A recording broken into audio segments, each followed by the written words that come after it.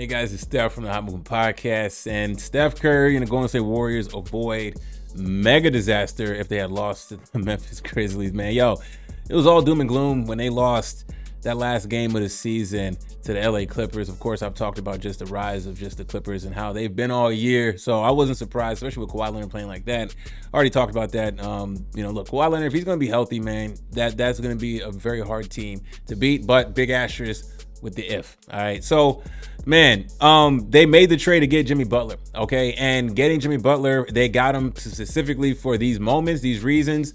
You know, we know how he just kind of just had an issue in Miami with Pat Riley, getting tired. You know, his act ran thin in Miami. Okay. Maybe the marriage just kind of fizzled out. Jimmy Butler felt like he wasn't a featured player anymore as they try to elevate Bam Adebayo and Tyler Hero. Okay. We're seeing how that's working out for them as they're in the plan as well. Okay, look, we got 38 points in Jimmy Butler. Jimmy Butler was on fire. The Memphis Grizzlies came out to a very, very strong start. Okay, and then the Warriors.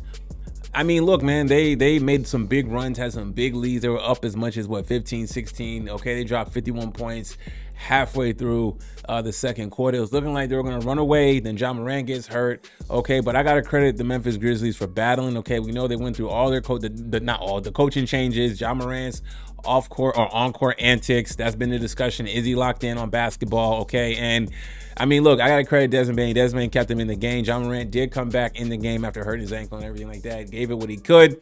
All right, this was a sample of real playoff basketball, and I'm starting to notice in these last couple of games with the Golden State Warriors, them playing close games is going to be very shaky. Okay, luckily they avoided disaster because the Grizzlies had a 5-second violation and inbound the ball with 5 seconds left in the game. So the Grizzlies just had a massive brain fart on Aldama. Okay, so I mean that's the Grizzlies in a nutshell. They're gonna be a team getting bounced in the first round. Shouldn't be a threat. Okay, so now look, if they had lost this game, they would have had to play the winner of the other playing game for the AC.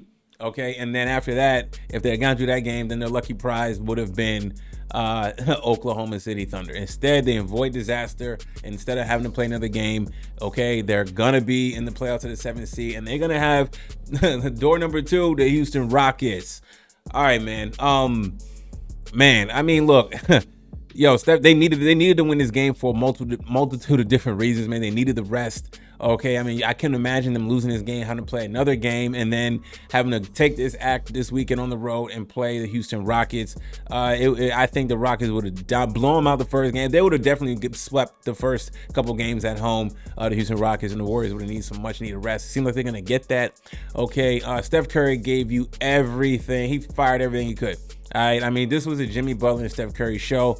It's very weird that Jonathan Kuminga is not playing. I have no idea why. That's been the talk floating around as to why Jonathan Kuminga is not playing. If he's in the rotation, is it a defensive problem? Are they valuing?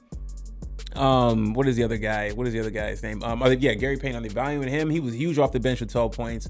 Okay, Quentin Post, big off the bench with 12 points. Okay, I mean, I don't know. I don't know. I don't know what's going on, Jonathan Kuminga. I mean, you feel like he's another wing player that can also, I mean, he can score, right? I mean, I don't know why. I mean, is his defense bad? Is Steve Kerr not happy with him? He's in a contract situation where he's going to be a restricted free agent.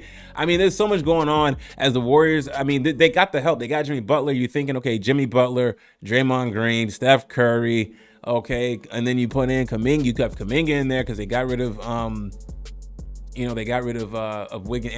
Andrew Wiggins, okay, in that Miami Heat trade for Jimmy Butler. I mean, I don't know what's going on in that situation. I really don't know. There could be something. We're probably going to find out once the postseason ends for the Golden State Warriors. We're going to find out what was going on in the rumblings with Jonathan Kuminga and why he hasn't been getting any minutes the last couple of games. Very, very weird. Steve Kerr, he gets criticized for his coaching decision. He definitely got criticized in the Olympics, okay, for not playing Jason Tatum. I didn't have a big deal with that, but others did. No, whatever, they won gold. That's the end game. That's the main point. So mission accomplished in that front. But in this case, with Steph Curry, we need help. You got help. Jimmy Butler gave it all after suffering a thigh contusion or something like that. Is playoff Jimmy back?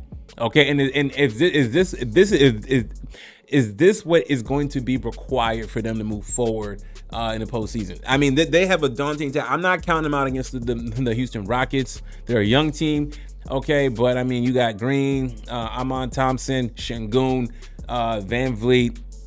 Okay, I mean, you got a whole bunch of guys. Dylan Brooks, that's a tough team. Okay, you know, there's some guys on there that have experience, championship experience. I think Van Vliet's the only one that's won a championship on there. But I mean, and you have a seasoned coach in Ime Udoka. Okay, that's not going to be an easy series. That can be a very long series, potentially.